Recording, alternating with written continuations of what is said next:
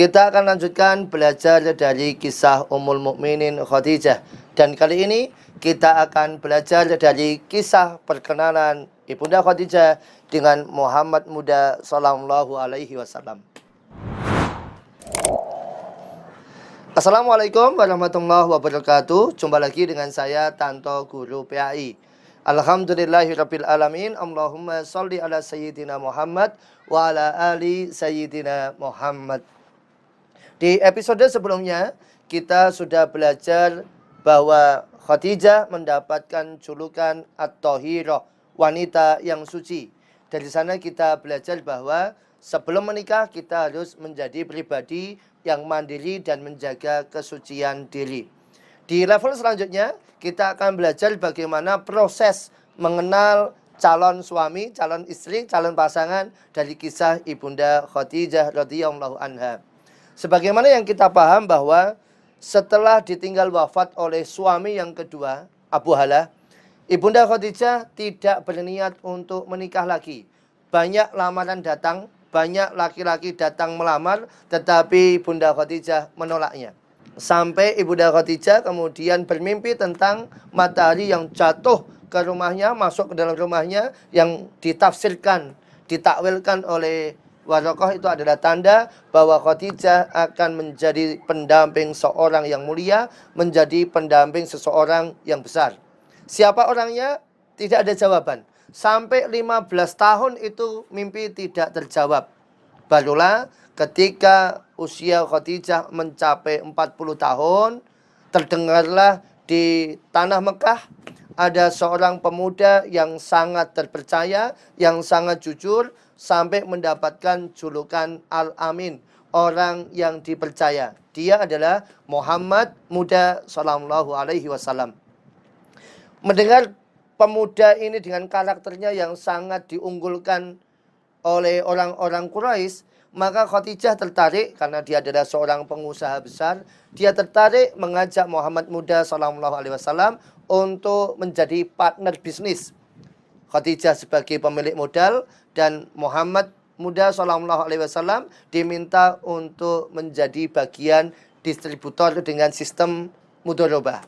Maka Muhammad Muda Sallallahu Alaihi Wasallam menerima perjanjian kerja itu, bahkan Khadijah menjanjikan gaji pendapatan yang berlipat-lipat daripada pegawai yang lain. Singkat cerita, Muhammad Muda Sallallahu Alaihi Wasallam diminta Khadijah untuk melakukan ekspansi ekspor impor ke luar negeri dengan mengajak salah satu asisten milik Khadijah yang bernama Maisarah. Maisarah ini adalah seorang laki-laki, namanya kayak perempuan kalau di Indonesia, tapi ini aslinya adalah seorang laki-laki.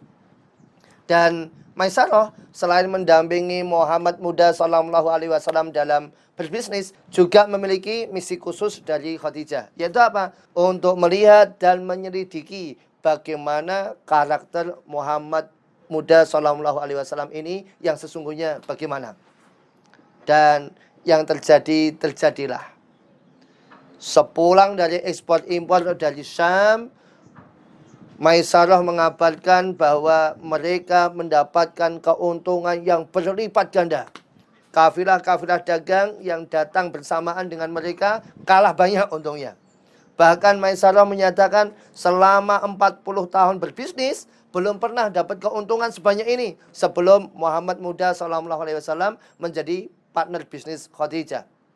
Atas hal itu, Maisarah kemudian mengusulkan kepada Muhammad Sallallahu Alaihi Wasallam untuk pertama-tama menghadap Khadijah.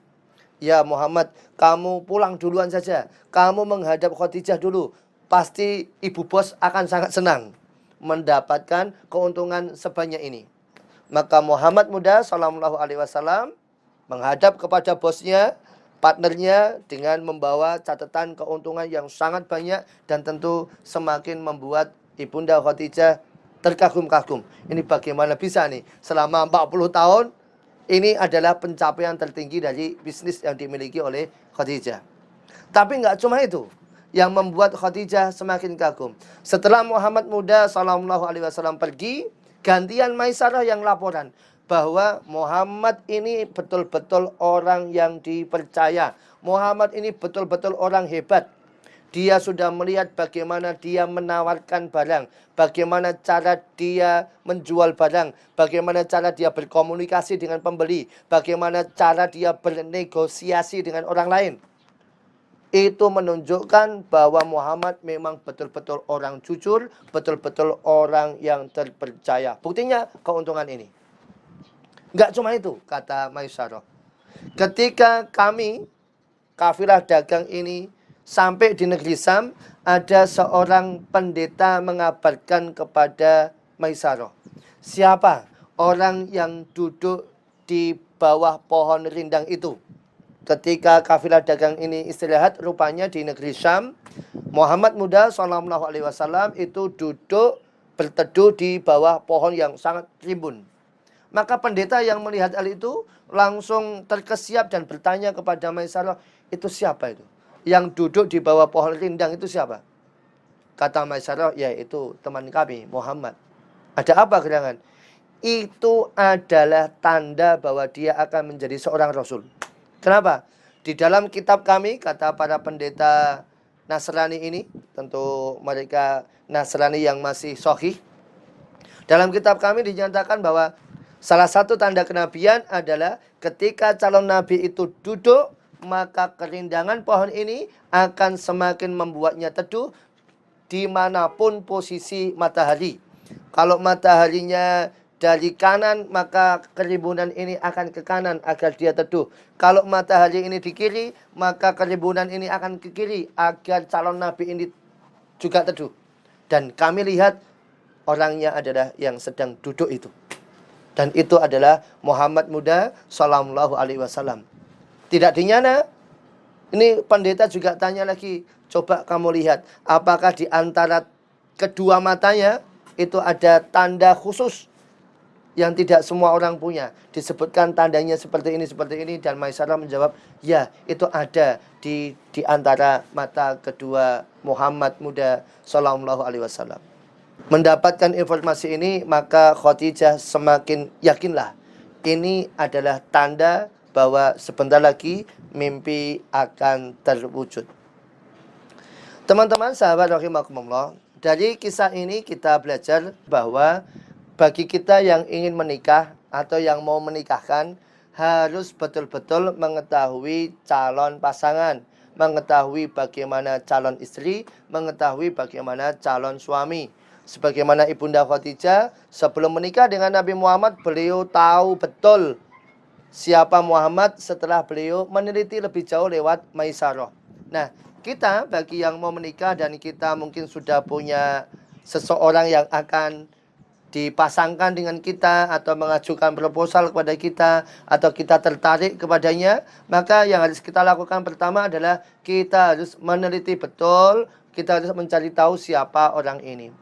Dan terutama yang harus kita cari tahu adalah tentang akhlaknya, tentang kemuliaan budi pekertinya. Dalam kisah yang bisa kita ambil hikmah, di antaranya adalah kisah Umar bin Khattab radhiyallahu anhu. Dia kedatangan seseorang dan Umar bin Khattab menyatakan, aku tidak mengenal kamu dan tidak masalah mengenal kamu, tapi tolong tunjukkan satu orang yang bisa menjelaskan tentang kamu. Datang seseorang, saya ya khalifah, saya mengenal dia. Maka Umar bin Khattab memberikan 3 pertanyaan. Apakah kamu itu tetangganya sehingga kamu tahu bagaimana perilakunya siang dan malam? Orang ini menjawab, tidak, saya bukan tetangganya. Pertanyaan kedua, apakah kamu pernah bermuamalah dengan dia, berbisnis dengan dia, sehingga kamu tahu bahwa dia ini orang yang warok, orang yang amanah? Oh, tidak pernah ya khalifah, saya tidak pernah berbisnis dengan dia.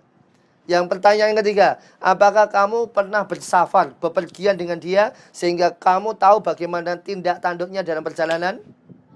Tidak, ya khalifah. Kamu tidak mengenalnya, kata khalifah. Jadi, kalau kita pengen mencari tahu kebaikan seseorang, ada di 3 titik. 1, tanya tetangganya, bagaimana perilaku ketika dia hidup bertetangga. Yang kedua adalah, bagaimana ketika dia bermuamalah. Misalnya adalah soal pinjam meminjam duit, utang mengutang. Apakah dia itu jadi orang yang amanah atau tidak? Karena banyak orang yang katanya solih, ya, katanya solihah, tapi kalau urusan pinjam uang nggak pernah bayar, utang nggak pernah disahur, ya. waktu datang kayak kucing, begitu ditagih kayak singa. Nah, ini dicek dulu, jangan sampai nanti soal muamalah berbelit-belit. Yang ketiga adalah tanya kepada orang yang pernah bepergian dengan dia, yang pernah safar dengan dia. Kenapa kok safar ini menjadi indikator? Karena ketika safar itu orang akan kelihatan aslinya. Terutama perjalanan yang jauh. Dia sudah nggak bisa lagi jaim. Dia udah nggak bisa lagi menahan pencitraan. Sehingga yang keluar adalah sifat aslinya. Bagaimana responnya saat ada kemacetan, bagaimana responnya saat ada kejadian di jalan, bagaimana responnya ketika ada mengalami problematika dalam piknik, dalam refreshing, dalam studi tour, atau dalam kegiatan apapun bepergian. Nah, itu bisa menjadi indikator bagaimana kita harus mengenal seseorang. Ini adalah orang-orang yang bisa ditanya. Satu, tanya kepada tetangganya. Dua, tanya kepada orang yang pernah bermuamalah kepadanya. Yang ketiga, tanya kepada orang yang pernah bepergian dengan orang ini. Kalau kaitannya dengan interaksi, maka ketika kita itu mengecek, meneliti calon suami, calon istri kita, ada 4 hubungan yang harus dilihat. 1, bagaimana hubungan dia dengan Allah. 2, bagaimana hubungan dia dengan orang tuanya, ayah ibunya. Yang ketiga, bagaimana hubungan dia dengan tetangga dan saudara-saudaranya. Dan yang keempat, ini nggak kalah penting, bagaimana hubungan dia dengan anak-anak, interaksi dia dengan anak-anak. Ingat, kita nih terutama para suami pengen mencari calon istri dan juga sekaligus calon ibu untuk anak-anak kita. Maka dia harus care dengan anak-anak. Begitupun ya, para calon istri harus mencari calon suami yang juga akan jadi ayah dari anak-anak kalian. Harus punya kepedulian, rasa care kepada anak-anak. Kalau sama anak-anak aja jahat, nah ini bisa jadi pertimbangan ya. Ini menjadi penting ini, cara meneliti bagaimana apa yang harus kita teliti sebelum menikah, itu menjadi salah satu kemantapan kita untuk menikah. Mengenal calon pasangan ini juga dilakukan oleh orang yang akan menikahkan. Hal ini pernah terjadi pada Syekh Utsaimin. Dikisahkan bahwa setelah beliau mengisi sebuah kuliah, beliau didatangi oleh seorang mahasiswa. Ditanya sama mahasiswa ini, "Ya Syekh, apakah Anda punya seorang putri?" Maka Syekh Utsaimin menjawab, "Ya, saya punya." "Ada apa?" Maka mahasiswa ini dengan sangat berani menyatakan, "Ya Syekh, saya ingin menikah dengan putri Anda." Dan inilah hebatnya Syekh Utsaimin, dia tidak langsung mencecar, "Kamu itu siapa, hafalan hadisnya berapa, kamu soleh apa tidak." Tidak seperti itu, tidak langsung mencecar. Tapi Syekh Utsaimin menyatakan, "Tunggu 1 bulan lagi, aku akan mengabari, aku akan menelpon kamu." Dan begitulah yang terjadi. Setelah 1 bulan, di mana mahasiswa ini sudah hampir putus harapan, mahasiswa ini sudah lupa dengan permintaannya, tiba-tiba dia dihubungi oleh seseorang. Dan seseorang itu adalah Syekh Utsaimin. Telepon melalui kantornya bahwa dia dicari oleh Syekh Utsaimin. Wah, maka si pemuda ini juga sudah agak lupa dengan menyatakan, "Ada apa ya Syekh?" Maka Syekh Utsaimin menyatakan, "Mari kita lanjutkan pembicaraan tentang permintaanmu sebulan yang lalu." "Permintaan yang apa?" "Permintaan bahwa kamu ingin menikah dengan putriku dan aku meridhoinya. Silakan datang ke rumah." Dan ini luar biasa. Apa yang dilakukan selama 1 bulan, ternyata Syekh Utsaimin betul-betul meneliti, mencari tahu tentang siapa pemuda ini. Kok berani-beraninya minta nikah dengan putrinya. Beliau tanya kepada teman, beliau tanya kepada orang-orang yang mengenal mahasiswa ini tentang perilaku dan perangainya dalam keseharian. Dan setelah mengetahui, maka Syekh Utsaimin ridho untuk menikahkan mahasiswa ini dengan putrinya. Mahasiswa ini bernama Dr. Khalid Al-Musrih yang betul-betul menjadi menantunya Syekh Utsaimin. Masya Allah.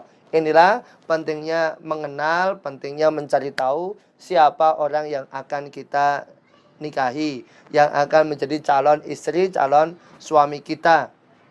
Ya tentu saja dalam kita meneliti ini, dalam kita mencari tahu itu adalah niatnya untuk kebaikan, bukan untuk mencari aib orang lain. Tetapi niatnya adalah betul-betul memantapkan diri dan jangan sampai punya ekspektasi tinggi ya. Kalau kita mencari manusia yang 100% baik, 100% sempurna, ya nggak bakal ada lah.